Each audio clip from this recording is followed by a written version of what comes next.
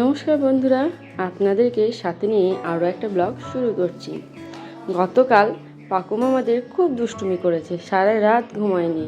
যতবার শোয়ানোর চেষ্টা করছি ততবার উঠে হামা দেওয়ার চেষ্টা করছে। এখন তো নিজে উঠতে পারে, বসতে পারে, তাই নিজেই উঠে পড়ছে আর ঘুরে ঘুরে বেড়াচ্ছে হামা দেওয়ার জন্য। সারা রাত এরকম বদমাইশি করে কাটিয়েছে। তার জন্য আজকে আমাদের উঠতে অনেকটাই দেরি হয়ে গেছে। উঠে কাজগুলো সারতে সারতে আরও অনেকটা দেরি হয়ে গেল। ব্লগ আর সেভাবে শুরু করতেই পারিনি। তাই ঠিক করলাম যে পাকুমকে যখন আমরা প্রসাদ খাওয়াতে নিয়ে গেছিলাম সেই ব্লগটা আজকে আপনাদের সাথে আমি শেয়ার করি।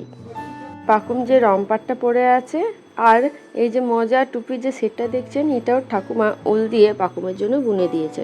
ঠাকুমার খুব ইচ্ছে ছিল যে এই ড্রেসটা পরেই পাকুম প্রথম প্রসাদ খাক। পাকুম আজ প্রথম মিষ্টি কি জিনিস সেটা টেস্ট করছে, কিন্তু ওর মুখ দেখে মনে হলো ওর একটুও পছন্দ হয়নি মিষ্টিটা। কেমন একটা জিভ দিয়ে ঠেলে বার করে দিচ্ছিল। হয়তো একটু দানা ধরা বলেও গিলতে পারছিল না, তার কারণ ও তো এখন গিলে দুধ খায়, তাই জন্য দানা ধরা জিনিসটা কীভাবে খেতে হয় সেটা হয়তো ও জানে না। প্রসাদ খাইয়ে নিয়ে চলে এসেছি আমরা বাবার দোকানের সামনে। এখানেই আজকে টোটোটা দাঁড়ালো, তাই নেমে বাবা ওকে প্রথমেই কোলে নিয়ে এসে নিজের দোকানের সামনে নিয়ে আসলো। আর এটাই পাকুমের প্রথম ও দাদুর দোকানে আসা। দাদুর তো খুব আনন্দ নাতনিকে প্রথম দিন দোকানে নিয়ে আসার জন্য। এরপর আমরা রাস্তার মধ্যে কেদ মারতে মারতে চললাম আরও একটা নিমন্ত্রণ বাড়িতে। ওখানেও একজনের অন্নপ্রাশন।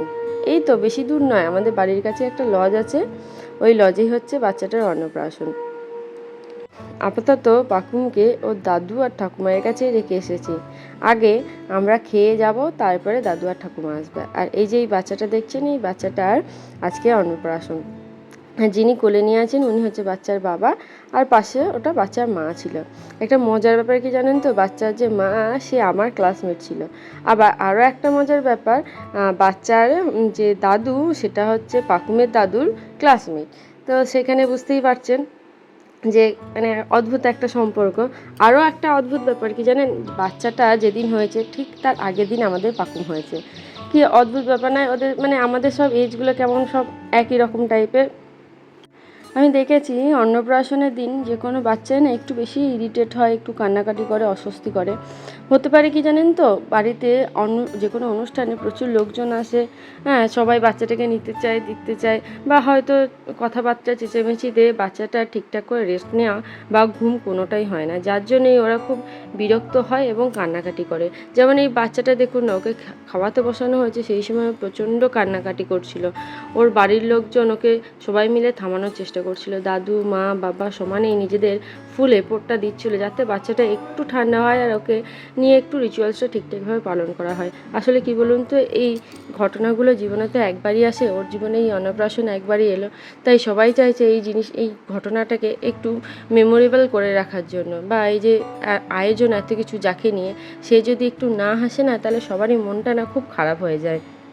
আর আমাদের কাছে এই স্মৃতিগুলো ধরে রাখার একটাই তো উপায় আছে, ফটোগ্রাফি বা ভিডিও।